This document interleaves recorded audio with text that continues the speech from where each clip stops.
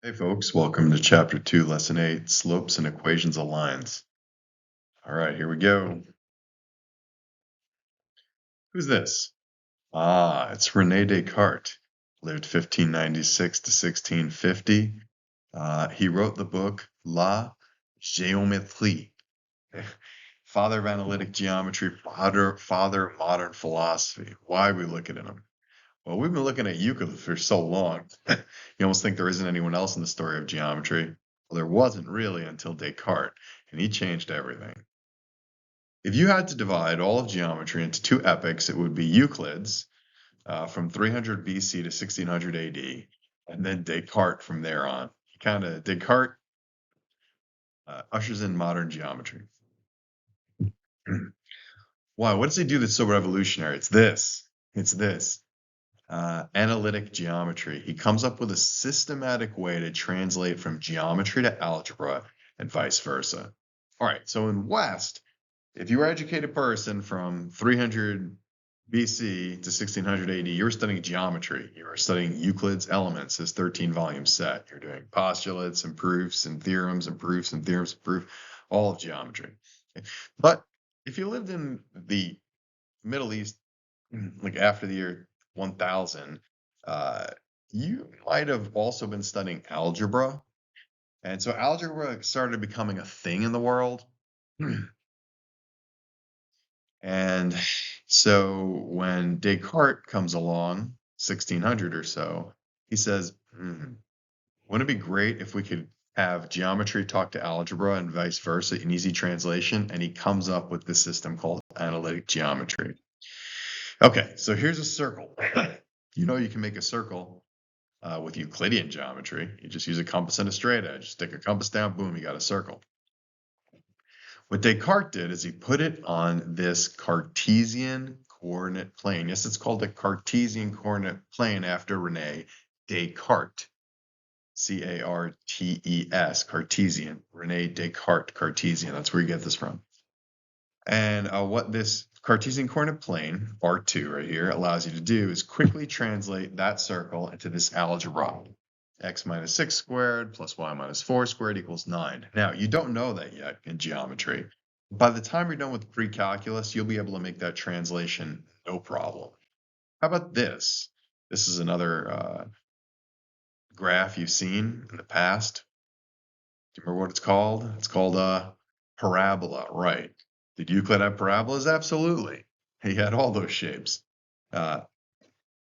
Descartes puts it on a Cartesian coordinate plane on R2 and makes a quick translation into y equals x squared minus 2. Now, some of you probably remember how to do that from last year, but even if you don't, by the time you're done with Algebra 2, you'll be doing that in your sleep. What's this?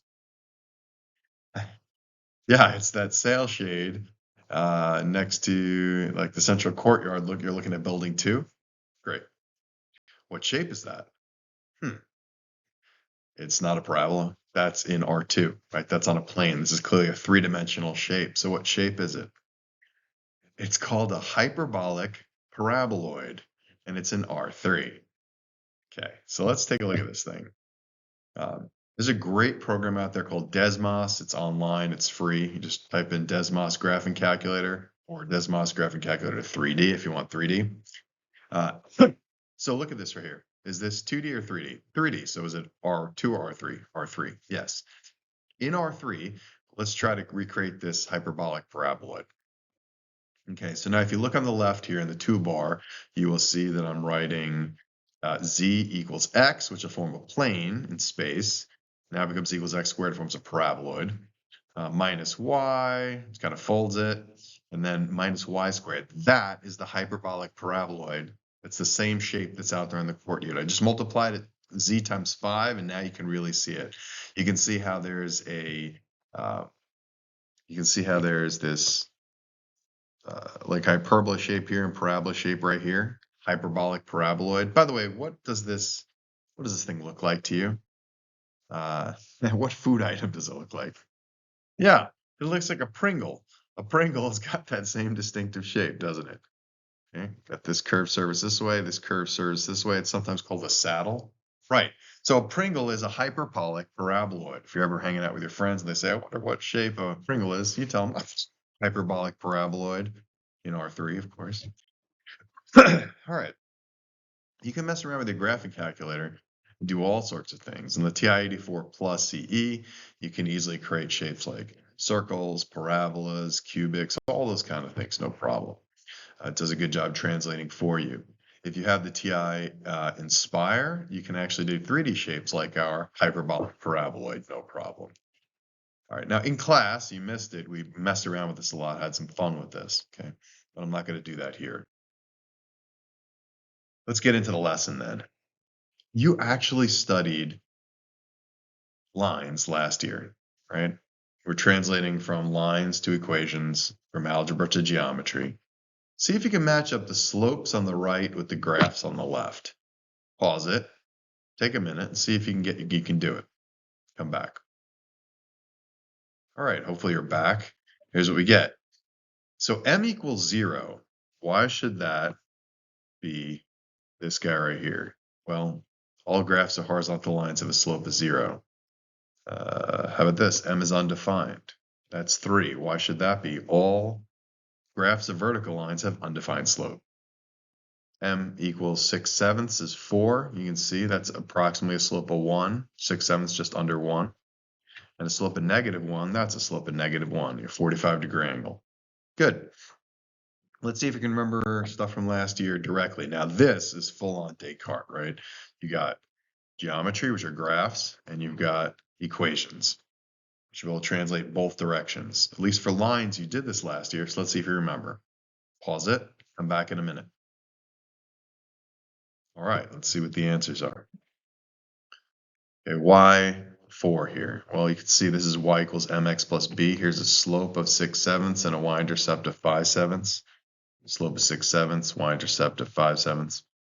X equals -2. That's this guy right here, right? This is the vertical line. Notice there's no y whenever you have an equation that is vertical. Y equals -x plus 1. Well, there's a slope of -1 and a vertical intercept of 1. Slope of -1, vertical intercept or y-intercept of 1. Y equals 5. That's right up here. Makes perfect sense. Just count up 1, 2, 3, 4, 5. Y equals 5. Boom. All right, so a line has a constant slope. The slope is the same for every x value. All other shapes have variable slopes. What do I mean by that? Let's look at here. When x equals 0, the slope is -1. When x equals 1, the slope is -1. When x equals 2, the slope is -1. When x equals 3, the slope is -1. When x equals -1, the slope is -1.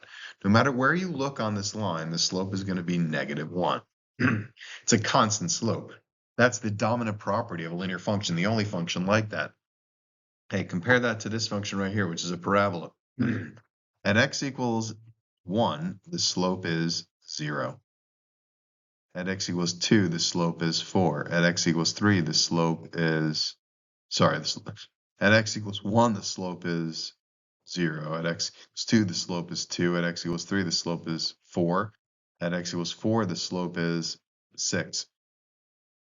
No matter where you look on this graph, it has a bunch of different slopes. So each of these slopes are different. They're all different slopes, an infinite number of different slopes here on this graph. The linear function is the only function that is a constant slope. So keep that in mind.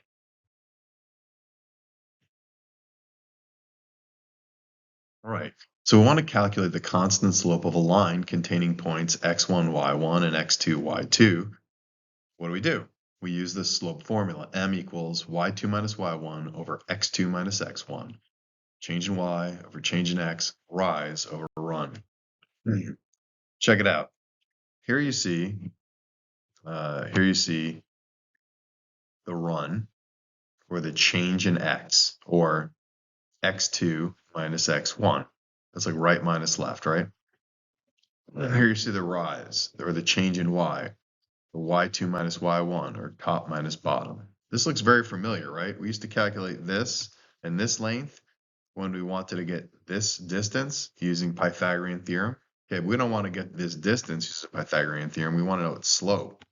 So the way you get the slope is you just go rise over run, rise over run.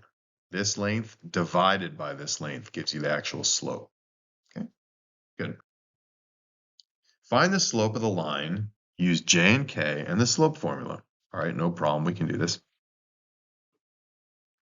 So K seems to have the order pair 3, 3. And J seems to be the ordered pair -1 and -2. And we want to use this formula. Slope is equal to y2 minus y1 over x2 minus x1.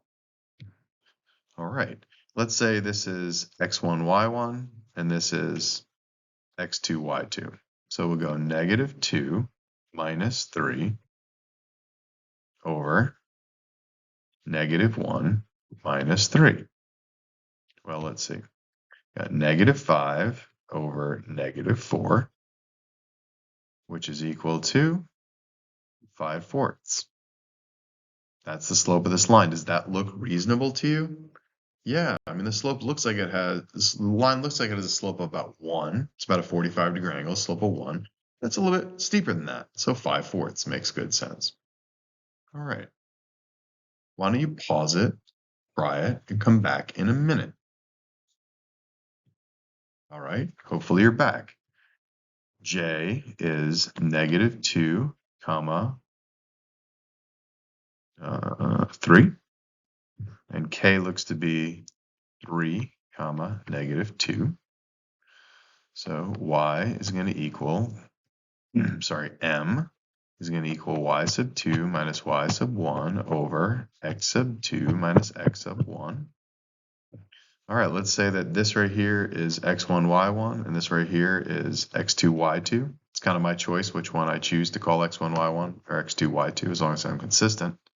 So I'll go -2 minus 3, 3 minus -2. All right, so I got -5 on the top. So I have 5 on the bottom, which equals -1. I have a slope of -1. Now look at the line. Doesn't that look like a slope of -1? Yeah, 45-degree angle in the negative direction. Sure, that's the slope of -1. Next. To find the slope of the line, use Q and R in the slope formula. Well, I think we know this has a vertical slope, right? It's a vertical line, so it's got a slope that is undefined slope. We show it. Yes, we can. Here we go. Q is at the point 2, 1, it looks like. And R seems to be at 2, -4. All right, slope formula. We'll call this y sub 2. So we'll call this x2, y2, and we'll call this x1, y1. So we got -4 minus 1 over 2 minus 2. So we've got -5 over 0. Okay. Well, -5 divided by 0, what is that? The answer, that's undefined. It's undefined. You're like, I thought that was 0. No. Here, let me explain to you. 5 divided by 0 is undefined. 0 divided by 5 is 0. Let me explain that to you, okay? Let's start right here. This makes more sense to people. 0 divided by 5 is 5. If I have 0 jelly beans, and I divide up all my jelly beans into 5 equal piles, how much jelly beans will be in each pile? 0. So that makes sense. Now let's look at this idea. Let's say I have 5 jelly beans and I decide to divide them up into 0 piles. Like, what does that even mean? That's nonsense what you're talking about. That's why this is undefined, right? Good. A vertical line has an undefined slope. Horizontal line, what's it going to have? A slope of 0. You know that too. But I want you to actually do the calculation using the slope formula. So why don't you pause it for a minute and come back. All right, hopefully you're back. E is -2, it's like 2, 4, 5. And F seems to be 3, 5. Great. So the slope is going to be y2 minus y1 over x2 minus x1. Let's say this is x2, y2, and this is x1, y1. So we'll go 5 minus 5 over 3 minus -2, which is 0 over 5, which equals what? What's 0 divided by 5? 0. And does that look like a slope of 0? Yep, horizontal lines always have a slope of 0. Good. So we're on to this very important slide. The slope-intercept form of a linear equation is y equals mx plus b, where m is the slope of the line and b is the y-intercept. Let me ask you this question. How many variables does the equation y equals mx plus b have? All right. If you said it has 2, you are correct. Y and x. X and y are the variables. So what are m and b? They are constants that have meaning. M is the constant that stands for the constant slope, and b is the constant that stands for the y-intercept. Think about this. These lines that we're drawing them on a plane, right? So they're in R2. So how many variables could they possibly have? God bless me. Only 2. X and y. All right. Now the point slope form of the linear equation says y minus y sub 1 equals m times x minus x sub 1, where x1, y1 is any point on the line and m is the slope of the line. Same question. For this formula, the point slope form of the linear equation, how many variables are there? Still 2. Okay, there's still x and y. So you're like, what's the other stuff? What's m, x1, and y1? Constants. What do they represent? Well, m represents the slope, and x1 and y1 represent any ordered pair that's on the graph.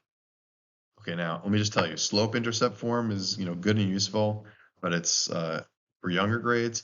Point slope form is good and useful, and frankly more pliable, so it's used more and more commonly as we get older, right? So please know the point slope form of the linear equation. All right. Write an equation in point slope form of the line with slope -3/4 that contains -2, 5. Then use the point and slope to graph the line. We have to know the formula. Y minus y sub 1 is equal to m times x minus x sub 1. If you're unfamiliar with the formula, memorize it now. Just a math fact you need to know. All right.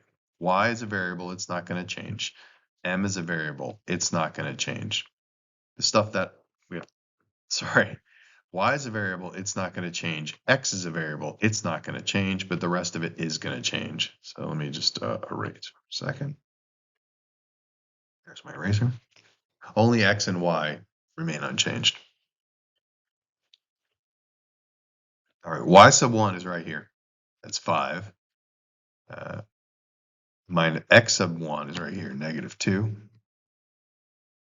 And then M is right here, -3/4. There you go. Full stop. That's the point slope form of the linear equation. Y minus 5 equals -3/4 x minus -2. Now, some of you right now are so tempted. You're like, oh man, I got to combine these, right? The negatives and make positive. No, you don't have to do that. Some of you are saying, oh, I need y by itself. I got to get it into slope-intercept form. So you're trying to bring the -5 over into strip. No, you don't have to do that. That's not what we want to do right now. Those are all good and useful tools and techniques, but this is the point slope form of the linear equation. Full stop. Leave it there. That's what it's asking us to do. Be comfortable with it. Only has 2 variables, x and y. All the rest are constants. Now we need to graph this thing. So how are we going to graph it? Okay, first, -2, 5. Go over -2 up 5 and graph that over.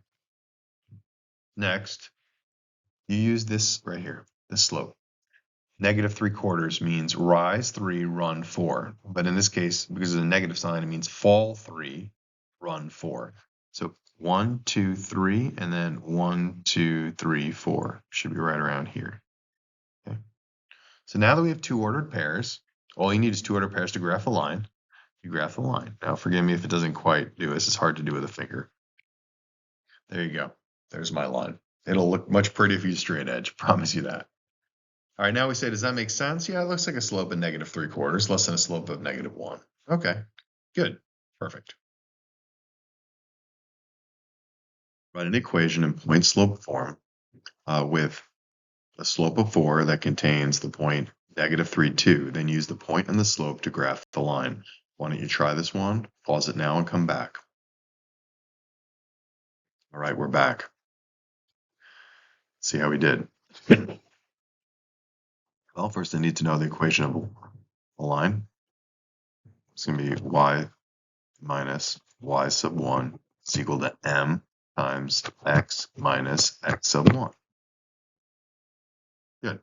Here's x1, y1. Here's my slope. So you got y minus -2 equals 4 times x minus -3. All right, full stop. There you go. That is your equation in point slope form. Y minus -2 is equal to 4 times x minus -3. Don't need to make any alterations. Now, when we graph it, we take this ordered pair that we know is on the line, -3, 2. This point that we know is the line, -3, 2 should be right about there. And forgive me, I'm using a finger. And then has a slope of 4. Slope of 4 means rise 4, run 1. So we're going to go up 4, 1, 2, 3, 4, and run 1. So our next point should be right about there. Oh, looks like our first point disappeared, which was -3, 2. I don't know what's going on here. Okay, -3, 2. -3, 2, and then rise 2, rise 4, go over 1. Not having much success. Let's try this one more time. Yeah.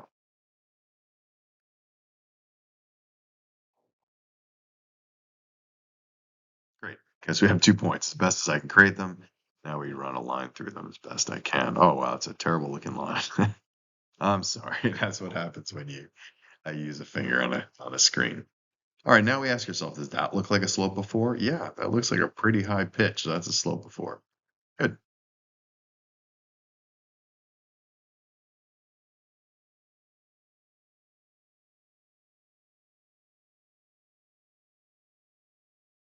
All right, we have just a couple of theorems in this lesson about parallel and perpendicular lines. They're very important. Slopes of parallel lines. So we have line L and we have line M. They're parallel lines. What do we know about these? Two distinct non-vertical lines have the same slope if and only if they are parallel. Okay, so what does that mean? Look at L and look at M. Since they're parallel, they will have the same slope. That's what this theorem is saying. It's saying if line L and line M are parallel, they will have the same slope. So if the slope of M is 4, what will be the slope of L? 4, because parallel lines have the same slope. Got it? Put it in your memory banks. Next theorem says the slope of perpendicular lines. What are we talking about here? Two non-vertical lines are perpendicular if and only if the product of their slopes is -1. Okay, what does that mean? Great. Take a look at L and take a look at P. They are perpendicular.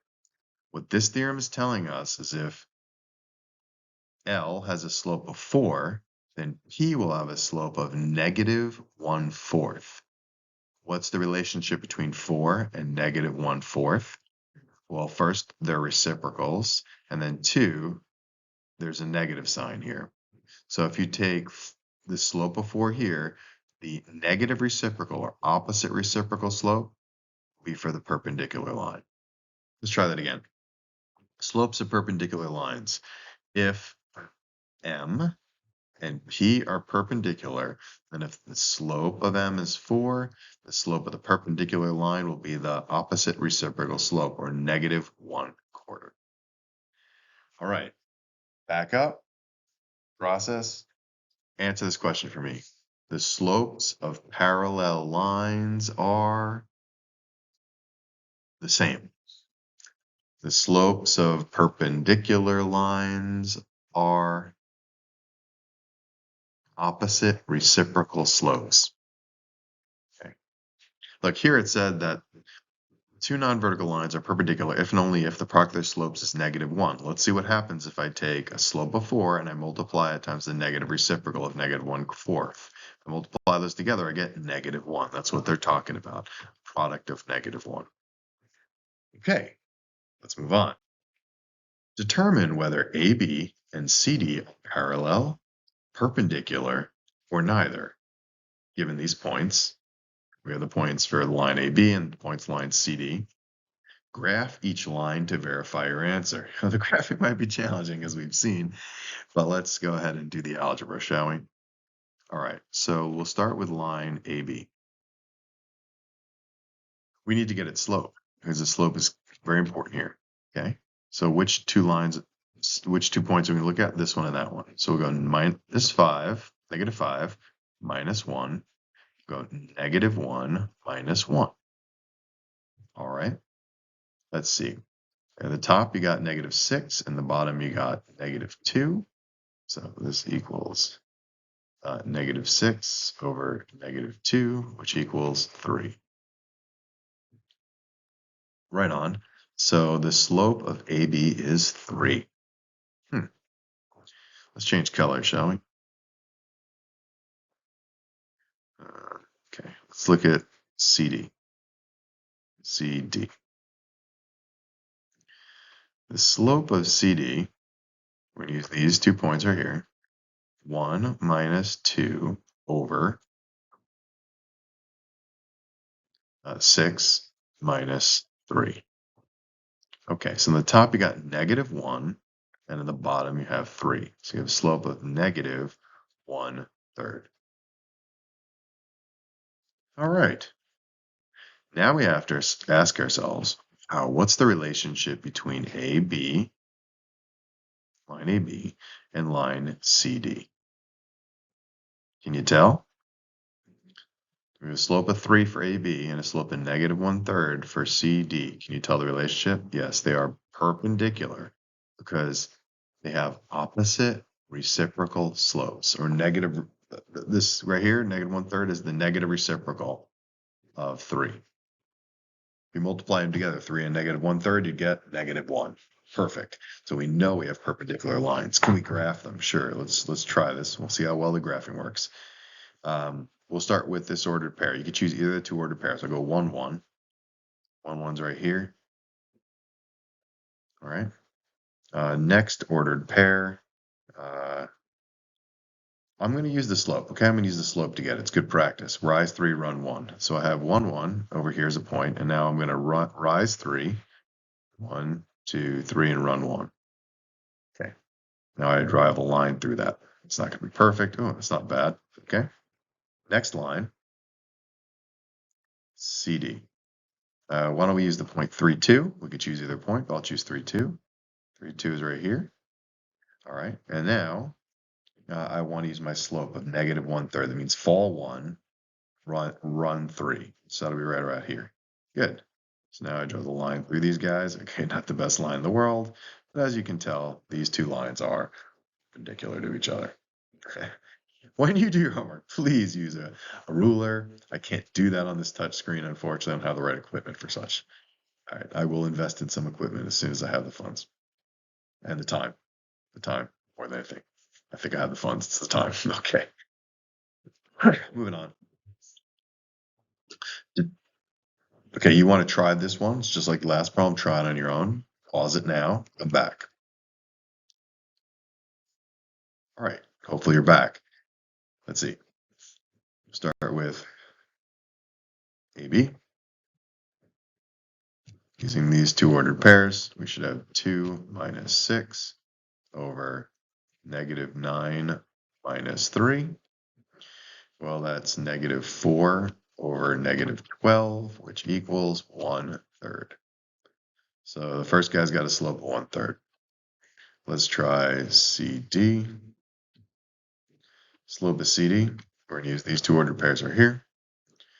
We've got 3 minus 4 over 2 minus 5, which looks to be negative 1 over negative 3, which equals 1/3. Wow. Both of the slopes are 1/3. What does that tell you about the relationship between AB and CD? What's the relationship if they both have a slope of 1/3? They are parallel. That's the symbol, right, for parallels, you recall. Now we need to graph it. We're told to graph these guys. Okay, let's use the order pair 3, 6. That's an easier pair to look at. 3, 6 is right over here. Oops. 3, 6, right there. Now we want to rise 1, run 3. That puts us right about there. Oops. I don't know if you can see that. Puts you right there. Okay. So that means our line is going to be like right here. Great. Sorry, it's so messy. And then let's go CD, and we'll use the point 2, 3. That's probably easier. 2, 3 is right here. And then I want to use the slope of 1/3, which means rise 1, run 3, rise 1, 1, 2, 3 right here. Okay. I'm going to draw my line through these guys. Oh, look, we got parallel lines. It's exactly what we expected. Parallel lines. Good. All right. Whenever we finish a lesson, we do a closure or a conclusion. This is where you get to process the answers to the important questions from the lesson in your own words. So what I'm going to ask you to do now is to read these questions. There's 6 of them. And then answer them to the best of your ability. And then, after you've done that, I can give you the answers. Okay. But first, I'd like you to pause it and give your best answers to the question. Your best answers. Okay, and then come back. All right, you're back. Who's Rene Descartes and what was his major contribution to geometry? Well, he was that geometer from the 1600s who bridged algebra and geometry by using a system called the Cartesian coordinate plane, which allowed you to translate quickly between geometry and algebra. This was revolutionary because Descartes' geometry did not speak to algebra at all, right? It was it was geometry. That's what it was, just geometry. Postulates, postulates, and then logic to get theorems, more logic at theorems. That's all it was, right? It was pure geometry. Descartes allows you to move between geometry and algebra. 2, what do we mean when we say a line has a constant slope? It means the slope of the line is the same everywhere. No matter what x value you look at, okay, the slopes are always going to be exactly the same. Only type of function like that. How do you calculate the constant slope of a line? y2 minus y1 over x2 minus x1. What's the point slope form of a line? Y minus y1 equals m times x minus x1. What's the relationship between the slopes of parallel lines? They have the same slope. What's the relationship between the slopes of perpendicular lines? They have opposite reciprocal slopes or negative reciprocal slopes. All right, here's your homework assignment. There's 20 problems. You can do them, and that'd be great. Have a great day.